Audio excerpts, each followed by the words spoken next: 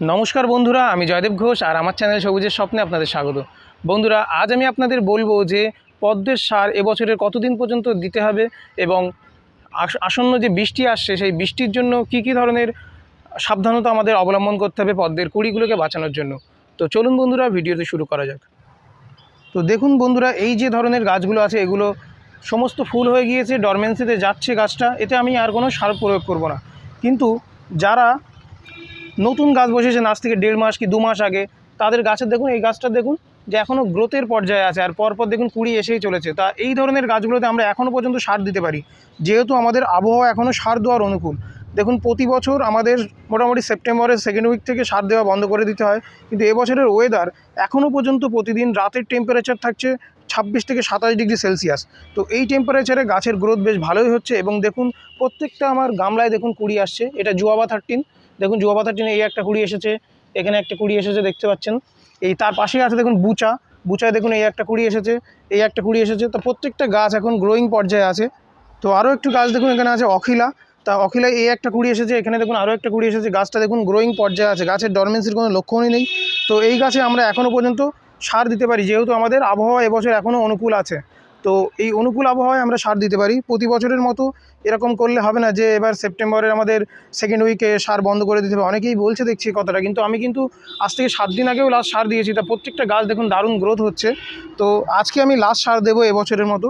তো যারা সার এখনও পর্যন্ত দেননি, গাছে যদি আপনাদের গ্রোয়িং স্টেজে থেকে থাকে আর যদি গাছ আপনারা 1.5-2 মাস আগে বসিয়ে থাকেন, সেক্ষেত্রে আপনারা সার দিতে পারেন। তবে পুরনো গাছ, যে সমস্ত গাছ নিজে থেকে আস্তে আস্তে ডরমেন্সিতে চলে যাচ্ছে, সেগুলোতে আর সার না দেওয়াই আপনার উচিত হবে। তাহলে অতিরিক্ত সার হয়ে গেলে আপনার আবার টিউবার ক্ষতি হয়ে যেতে পারে, যে পরবর্তীকালে যে টিউবারগুলোতে ফর্মেশন হবে সেগুলোর ক্ষতি হতে পারে। তো আমি আপনাদের আরও একটি গাছ দেখাই। দেখুন, এখানে আছে আমার পিকক পিঙ্ক, দেখুন এতে কুড়ি আসছে আর গাছটা দেখুন বেশ সুন্দর গ্রোথ নিচ্ছে। এই গাছটা আমি আজ থেকে 1 মাস আগে বসিয়েছিলাম, তো 1 মাসে গাছটা এত সুন্দর গ্রোথ হয়েছে আর একটা কুড়ি এসে গেছে ইতিমধ্যে। পিকক পিঙ্ক খুব ভালো ব্লুমার। তো এই ধরনের গাছগুলো আমরা এখনও পর্যন্ত সার প্রয়োগ করতে পারি। দেখুন প্রত্যেকটা গামলায় আমার প্রায় কুড়ি আসছে। তো দেখুন বন্ধুরা, এখানে আরও একটি গামলা আমি দেখাই। এখানে মৃণালিনী আছে, মৃণালিনী দেখুন একটার পর একটা কুড়ি আসছে। খুব সুন্দর একটা মাইক্রো ভ্যারাইটি, ম্যাজিশিয়ান রয়ের তৈরি।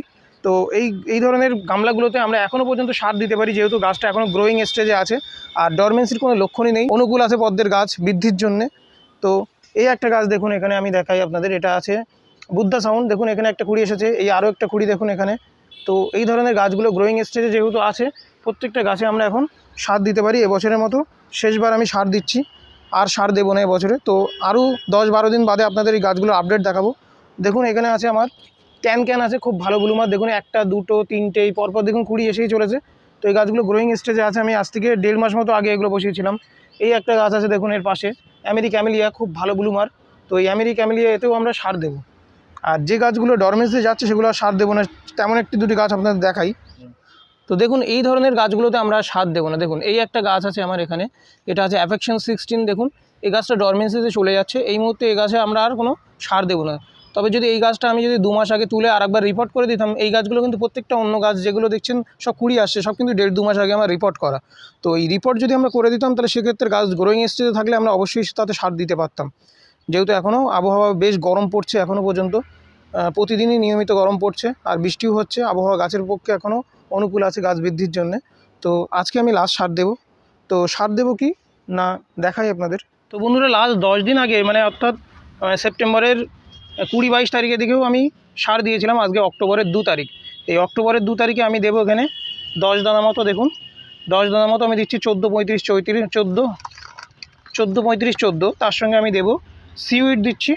এই ইকোম্যাক্স জিটা আছে আমার বায়ো ফার্টিলাইজার, এটা খুব ভালো মানের একটা জৈব ফার্টিলাইজার, আপনারা চাইলে যে কোনো সিউইড দিতে পারেন। তো 10 দানা মতো সিউইড এই এবছরের মতো শেষ আমি সার দিয়ে দিচ্ছি। যে গাছগুলো গ্রোয়িং স্টেজে আছে শুধুমাত্র সেই গাছগুলোতেই দেবো, আর অন্য গাছগুলোতে দেবো না। তো আপনারা যদি 1.5-2 মাস আগে, আজ থেকে 1.5-2 মাস আগে আপনারা যদি পদ্ম রিপোর্ট করে থাকেন, সেক্ষেত্রে সে গাছগুলোতে অবশ্যই সার দিন, যেহেতু এখনও পর্যন্ত প্রচণ্ড গরম পড়ছে আর গাছ দারুণ বাড়বে আপনাদের, আমি কথা দিচ্ছি। দেখুন দিয়ে আপনাদের, আর এই গাছগুলোর আপডেট আমি আজ থেকে 10 দিন বাদে দেবো। দেখুন ক্যামেলিয়ায় আমি এই সারটা গুজে দিচ্ছি, একটাতে আমি দেখাচ্ছি, বাকিগুলো আর দেখালাম না। তো এই গাছটা 10 দিন বাদে আপনাদের আপডেট দেবো। তো বন্ধুরা, এবার দেখুন বৃষ্টির হাত থেকে বাঁচতে আমরা গাছগুলোকে কীভাবে রক্ষা করবো, কুড়িগুলোকে। তো যে ধরনের কুড়িগুলো ছোট থাকবে, দেখুন এরকম ছোট কুড়ি খুলিনি এখনও, সেই কুড়িগুলো আপনার ঢাকার কোনো প্রয়োজন নেই। কিন্তু যে কুড়িগুলো একটু খুলে মতো গিয়েছে দেখুন, এই সমস্ত কুড়িগুলোকে আমাদের প্রথমে কী করতে হবে, এরকম একটা কাঠি নিয়ে বাঁধতে হবে। কাঠি নিয়ে কুড়িগুলো বেঁধে দিয়ে ভালো করে বাঁধতে হবে। আমি বেঁধে দেখালাম না, কিন্তু এগুলো বেঁধে নিতে হবে, নাহলে যখন বৃষ্টি হবে অতিরিক্ত বৃষ্টির ভারে আপনার যে পেপার দিয়ে বাঁধবেন সেই পেপারটা কুড়ি শুধু ঢলে পড়ে যাবে।